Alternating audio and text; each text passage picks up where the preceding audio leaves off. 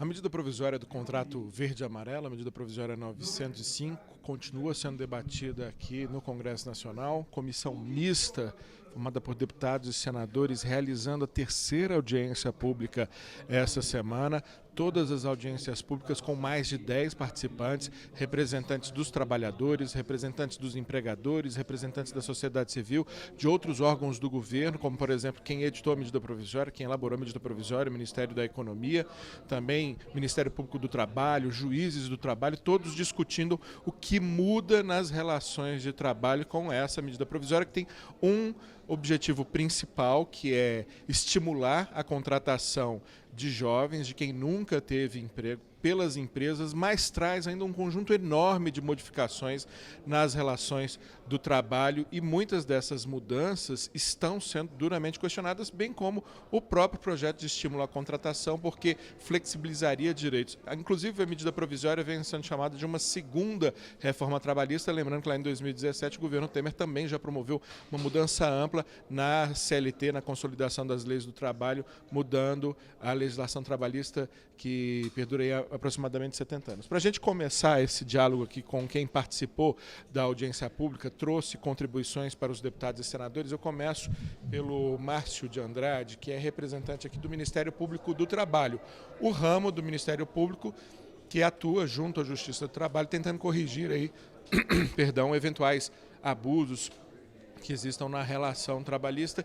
E o senhor, doutor Márcio, fez críticas contundentes a alguns aspectos da lei, mas a principal, a mais contundente das críticas, foi em relação a mudanças no termo de ajustamento de conduta, né? O famoso TAC, mais de 50 mil celebrados só no último ano, formas que o Ministério Público do Trabalho tem de atuar na fiscalização sem necessariamente levar isso para uma disputa judicial, ganhando tempo e efetividade.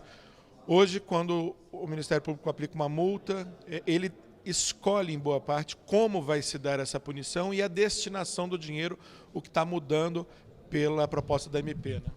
Exatamente. A medida, ela torna o procurador do Ministério Público do Trabalho um órgão completamente intransigente. Hoje, ao processar uma empresa, o procurador, por exemplo, um processo é de R$100 mil, está processando uma concessionária. A empresa vai dizer, eu prefiro, em vez de pagar R$100 mil, reverter 2 veículos, cada um no valor de 40 mil. Aí um veículo pode ir para a segurança pública, outro veículo pode ser uma ambulância. O procurador hoje tem uma liberdade em fazer essa destinação. Procurador, porque conhece bastante a realidade local, Sem né? Sem dúvida, conhece a realidade. Então, o procurador pode reverter para saúde, educação, idosos, crianças, situações de vulnerabilidade, e faz isso de acordo com a realidade local. O procurador pode conceder prazo, parcelar, pode até diminuir o valor. Essa medida, ela acaba com tudo isso, que muito mais do que uma liberdade para o procurador do Ministério Público, é também uma garantia para a empresa. Se você deixa de possibilitar a reversão direta de bens e você obriga o Ministério Público a, numa ação ou num TAC, reverter diretamente para um fundo, você torna o Ministério Público um órgão arrecadador. E eu não posso dispor sobre valores públicos, o que significa que eu não posso diminuir o valor, eu não posso conceder prazo, não posso parcelar, eu não posso escolher para onde esse dinheiro vai. Eu tenho que simplesmente colocar num fundo. E digo mais, é um fundo que não funciona. Não quero fazer exercício de futurologia, mas a história nos prova que fundos dessa natureza não funcionam. O fundo mais parecido com esse programa existe há 33 anos, é o FDD. Em 2015, o FDD arrecadou mais de 700 milhões de reais. E 0,3% desse valor foi destinado à sociedade. O que aconteceu com o resto? Foi contingenciado e virou verba da União.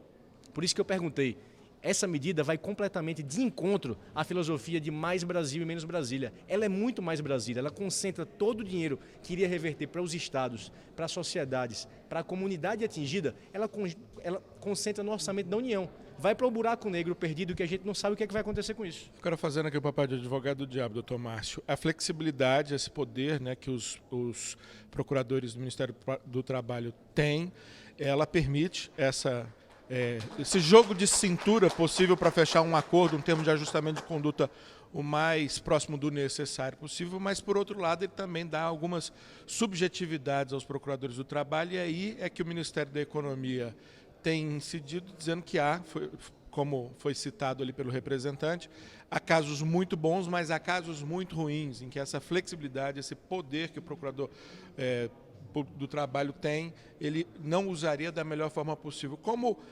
nivelar, buscar talvez a melhor justiça para ambos os casos, trazendo à baila esse argumento do Ministério da Economia? Olha, o Ministério da Economia está trazendo as exceções como regra. O remédio está sendo tão excessivo que não está virando remédio, está virando veneno. Você está acabando com o Instituto. O certo é você coibir, é você punir as eventuais irregularidades. Vejam bem, são 50 mil TACs firmados entre 2012 e 2019. O Ministério da Economia trouxe para a gente 3 casos. 3 casos de 50 mil é muito pouco para poder extirpar do mundo jurídico a efetividade de um instrumento que vem dando certo há mais de 20 anos. O que a gente precisa é de regulamentação. Hoje existe uma regulamentação do Conselho Nacional do Ministério Público. É de 2017. E ele obriga, por exemplo, que o valor revertido seja para a localidade do destino. Não pode mais agora um procurador ter uma exploração sexual infantil no município de Monte Dourado, no Amapá, e ele reverter isso para a construção de uma escola na capital, em Macapá. Não. Agora o procurador ele está adstrito, ele tem que reverter para aquela comunidade, para a sociedade atingida. Mas por que isso? Porque eu quero? Porque a lei obriga. O artigo 13 da Lei de Ação Civil Pública obriga que esse valor de reversão seja para a comunidade atingida, a reconstituição do bem lesado. E é isso que nós fazemos. Rapidamente, além desse aspecto que mais diz respeito ao Ministério Público do Trabalho, tem algum outro aspecto dessa extensa medida provisória que os senhores criticam e que acham que não deva ser aceito, deva ser rejeitado ou melhor discutido?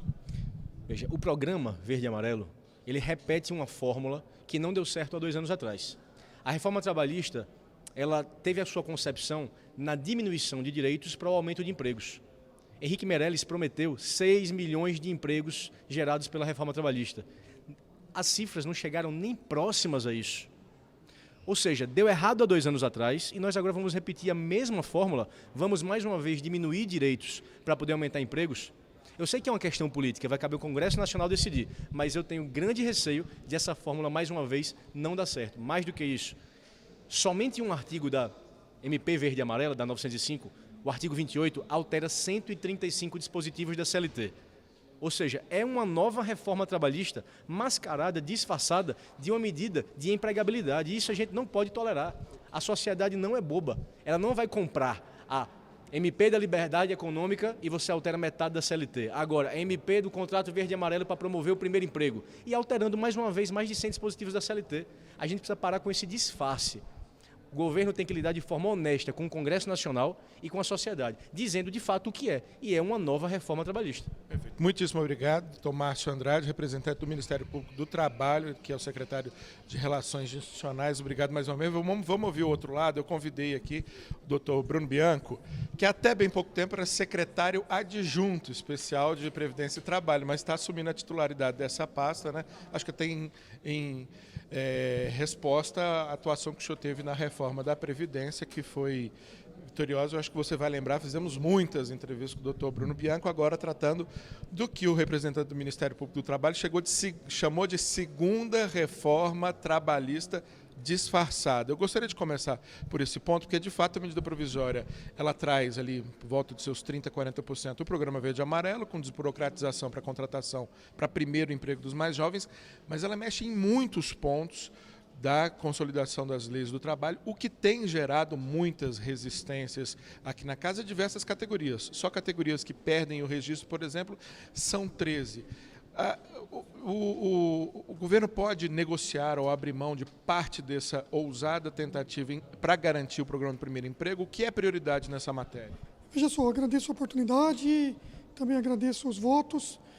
Bem da verdade, como eu acabei de dizer, e respeito também, com todo respeito à opinião e à posição do Ministério Público, cada vez mais trazendo aqui a nossa ideia, o nosso propósito de dialogar, o governo certamente manda uma medida provisória que entende fundamental para o Brasil, relevante, urgente, uma medida que trata daquelas pessoas que são mais excluídas do mercado de trabalho.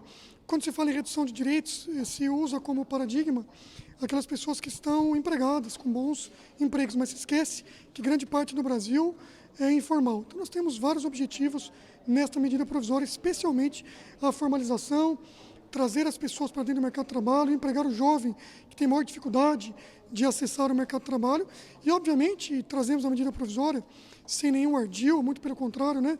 Até aqui são muito fortes as palavras do Ministério Público e eu realmente me surpreendo, já porque nosso objetivo é muito simples. O objetivo é o mesmo de todos os momentos deste governo: desburocratizar, trazer segurança jurídica, proporcionar um melhor andamento do mercado de trabalho, proporcionar o crescimento econômico, fazer com que o país seja um país menos burocrático. E esse é o espírito da MP, uma MP que passou pelo crivo jurídico, inclusive do próprio Congresso Nacional, uma MP que passou pelo crivo jurídico das instâncias do governo federal, uma MP que tem relevância e urgência, e essa relevância e urgência se traduz especialmente na necessidade de se empregar jovens que têm dificuldades de entrar no mercado de trabalho e, aliado a isso, trazer desburocratização, tirar as amarras que muitas vezes impedem o nosso país de crescer. Doutor Bruno Bianco, uma das críticas que se ouviu hoje aqui na audiência pública foi da Associação Brasileira de Estágios, dizendo que já existem 2 diplomas legais, 2 leis com o objetivo de estimular essa primeira experiência do jovem e que, ao mesmo tempo, estimulam que ele permaneça estudando, a lei do estágio e a lei do aprendiz. E com esse modelo novo trazido, se estimula o emprego, mas se desestimula o estudo, quando o Brasil precisaria cada vez mais de jovens capacitados, especialmente nessa faixa etária dos 18 aos 29 anos. Como é que o senhor responde a essa crítica? Eu lembro claramente a vocês que a MP Verde e Amarela, ela traz a necessidade e a prioridade na capacitação. Então, essa informação não procede, são normas específicas e que se complementam e, fundamentalmente, o objetivo claro, trazer emprego para o jovem, capacitá-lo e fazer com que ele seja capacitado também dentro do emprego. Porque a gente tem um dilema que é muito grave, que assola os brasileiros, especialmente os mais jovens, que eles não têm oportunidade porque não têm experiência, e por não ter experiência não têm oportunidade. Então essa MP enfrenta diretamente esse problema. E quanto a essa crítica mais contundente feita pelo Ministério Público de quando se engessa excessivamente o termo de ajustamento de conduta, perde quem está na ponta com os eventuais benefícios trazidos pelo termo de ajustamento de conduta, mas perde também o empresário, porque com o procurador do trabalho tendo mais flexibilidade, ele consegue enxergar as necessidades da empresa na hora de fechar um acordo. É exatamente o contrário, na nossa opinião. O que acontece é o seguinte: quando se está diante de um termo de ajustamento de conduta e deixando uma discricionariedade específica para o membro do Ministério Público, e aqui todo respeito ao membro, você acaba tirando esse dinheiro, fazendo com que o dinheiro passe ao largo do orçamento público. A nossa proposta é muito clara: é criar um programa específico do qual o próprio Ministério Público fará parte, está expresso dentro da lei. Sociedade Civil, Ministério Público, CONAD, que é um órgão específico das pessoas com deficiência, para que a gente possa investir diretamente naquele específico flanco onde se houve a multa. Então, um exemplo claro a vocês, para aqueles que nos acompanham. Quando se tem um termo de ajustamento de conduta que tem como objeto descumprimento, por exemplo, de cotas de pessoas com deficiência, obviamente que nós temos que trazer esse dinheiro para as pessoas com deficiência, para o objeto para o qual a multa foi aplicada. Reverter o dinheiro para aquele específico bem protegido. E esse dinheiro não é um dinheiro privado, esse dinheiro não pode ficar na mão de uma pessoa única para decidir o seu destino. Isso é um dinheiro público. Isso é uma multa que tem que ser revertida, é um termo de ajustamento de conduta que tem que ser revertido para aquele objetivo ao qual ele vem proteger. E nossa ideia é muito clara: criar um programa com que todos, sociedade civil, o próprio parlamento terá assento, todas as pessoas em conjunto decidindo o destino desse dinheiro. E para que vai ser isso? Reabilitar pessoas com deficiência. Hoje nós reabilitamos pouquíssimas pessoas, então as pessoas têm capacidade produtiva, podem voltar ao trabalho, podem voltar a se sustentarem por meio do seu próprio trabalho e não o fazem, já que nós não temos programas públicos específicos nessa seara. Utilizaremos esses valores, pegaremos um valor específico, também não contingenciável, do governo federal, para que nós possamos criar um programa de fato que reabilita pessoas. Para que você veja, o Brasil reabilitou, nos últimos anos, 2% da população elegível à reabilitação. Então, 98% das pessoas que poderiam voltar ao trabalho não fazem isso porque não são reabilitadas, não têm meios para isso. Então, não é tirar poder do Ministério Público, não é tirar a possibilidade das pessoas, dos entes que recebem esse dinheiro de receberem, não, é muito pelo contrário, dar transparência, colocar esse dinheiro dentro do orçamento público, fazer com que esse dinheiro seja destinado a um fim específico, que é o fim, e ao cabo é o fim que nós queremos, é o fim que o Ministério Público quer, é o fim que o Parlamento quer, dar destinação ao dinheiro para a população que foi afetada, a população que merece. Reiterando a última parte da pergunta, o governo pretende insistir na MP na sua inteireza ou diante das resistências à outra parte da MP, pode resolver preservar o contrato verde e amarelo e depois renegociar as demais partes? Veja só, uma premissa que nos orienta é muito simples. nós temos a prerrogativa de mandar medidas provisórias, nós, quando eu digo, é o governo federal. No entanto, estamos convictos e a gente sabe que a última palavra é do parlamento e assim tem que ser. Essa é a democracia. E nós louvamos essa democracia e queremos que ela seja cada vez mais viva. Então, obviamente, o Congresso Nacional tem total legitimidade de alterar o texto e, de nossa parte, terá o diálogo. Eu já falei isso pessoalmente aos membros do Ministério Público, estivemos reunidos por várias oportunidades, inclusive ontem o fizemos, e estamos 100% abertos para o diálogo. Sempre dialogaremos, já que a conformação final da medida provisória é feita dentro do Congresso Nacional pelo advento da sua conversão. Do governo federal, esperem claramente uma posição aberta e franca ao diálogo, como sempre fizemos e sempre faremos. Perfeito. Muito obrigado, Bruno Bianco, que é o secretário especial de Previdência e Trabalho do Ministério da Economia, trazendo aqui a posição do Ministério em relação a essa extensa medida provisória, MP 905, está tratando. Repito, não é possível a gente repetir toda a audiência pública aqui nessa rápida entrevista, mas a gente tenta se aprofundar ao máximo e eu vou trazer pelo menos mais um aspecto. O Antônio Paulo, ele é representante da Federação Nacional dos Jornalistas e os jornalistas são uma das 13 categorias que pela MP estão perdendo o registro profissional, ou seja, não precisa mais passar por uma delegacia, uma superintendência do trabalho, ter uma avaliação para garantir o emprego de jornalista, de sociólogo, publicitário e várias outras, o que a FENAGE tem se colocado completamente contra, bem como outras entidades, não só de jornalistas, mas das outras categorias, né, Antônio Paulo? Com certeza, a FENAGE com essas categorias, ela está buscando fazer com que derrube essa MP ou pelo menos retire os dispositivos que acabam com o registro profissional. Porque a gente lembra que em 2009, o jornalista particularmente não perdeu o diploma no Supremo Tribunal Federal, uma das primeiras formas de você comprovar a sua profissão do exercício prévio. Ficou o registro profissional, que agora o Estado ele quer sair dessa regulação. Então, a FENAGE entende, junto com as outras categorias, como você citou, artistas, sociólogos, radialistas, secretários, técnicos, arquivistas, sem uma regulamentação, como é que o profissional ele vai se qualificar, uma habilitação, como é que a sociedade vai ter garantias que esse trabalho será qualificado. Então, a FENAGE busca essa regulamentação, esse retorno, mas também abre um debate sobre a autorregulação, já que o Estado não vai mais cuidar das profissões, desse exercício da fiscalização. Esse debate da autorregulação, a FENAGE já faz há 20 anos, quando propôs o Conselho Federal de Jornalistas, que não foi aceito pela sociedade nem pelo Congresso. Porque o que o Estado quer, o Estado liberal quer, é a liberação para essas profissões ficarem para o mercado se regula. E nós lembramos que sobre os conselhos, uma PEC, a PEC 108, acaba com os conselhos profissionais. Então, fica um Estado, um vácuo jurídico, uma desregulamentação e uma precarização das profissões. Perfeito. Muitíssimo obrigado, Antônio Paulo, diretor da Federação Nacional dos Jornalistas. Lembro você que você pode acompanhar todos esses debates em profundidade, tanto pelas transmissões ao vivo, como pelas gravações das audiências públicas que ficam disponíveis. Só nessa semana, 3 audiências públicas, repito, cada uma delas com mais de 10 representantes, seja do governo, da sociedade, dos trabalhadores, dos empregadores.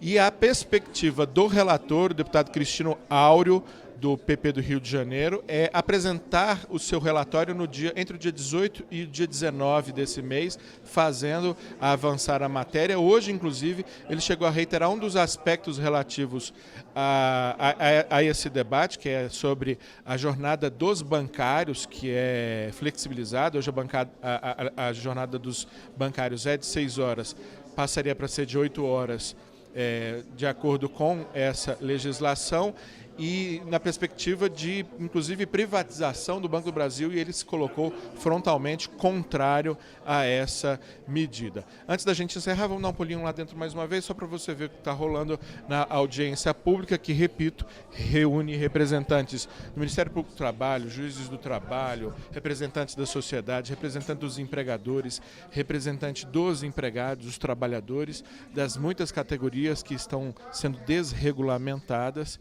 E, repito, tudo disponível para você no canal da Câmara dos Deputados, no YouTube, agora na Câmara.